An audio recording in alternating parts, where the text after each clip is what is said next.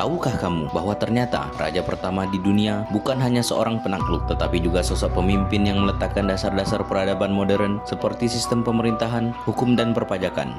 Dialah Sargon dari Akkad, sosok legendaris yang mendirikan kerajaan pertama dalam sejarah dunia lebih dari 4000 tahun yang lalu di kawasan Mesopotamia, wilayah subur yang terletak di antara sungai Tigris dan Efrat, kini termasuk wilayah Irak modern. Sebagian besar sejarah menunjukkan bahwa raja adalah simbol kekuasaan tertinggi, biasanya berasal dari garis keturunan kerajaan. Jarang sekali seorang raja berasal dari luar lingkaran bangsawan. Namun, kisah Sargon menjadi pengecualian yang luar biasa. Menurut legenda, ia lahir secara rahasia dari seorang pendeta wanita, kemudian dihanyutkan di sungai dan dibesarkan oleh keluarga biasa.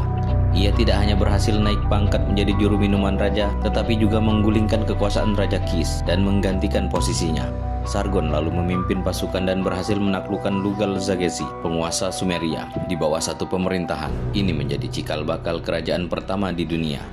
Sebagai pemimpin, ia tidak hanya menggunakan kekuatan militer, tetapi juga mengatur masyarakat dengan hukum, pajak, dan struktur pemerintahan yang terorganisir. Di bawah pemerintahannya, Akkadia dijadikan bahasa resmi. Perdagangan internasional berkembang hingga ke India, dan ia menggunakan hasil pajak untuk mendanai pasukan serta mendukung karya seni dan penulisan sejarah yang mengagungkan namanya. Sargon memerintah selama lebih dari 50 tahun, dan kejayaannya dilanjutkan oleh keturunannya, termasuk cucunya yang terkenal, Naram-Sin. Namanya sendiri berarti raja sejati, dan hingga kini ia masih dikenang sebagai tokoh besar dalam sejarah manusia yang memulai era para raja dan kerajaan. Menarik bukan?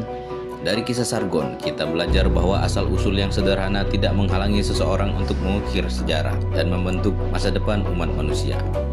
Ingin fakta-fakta lainnya? Follow akun ini.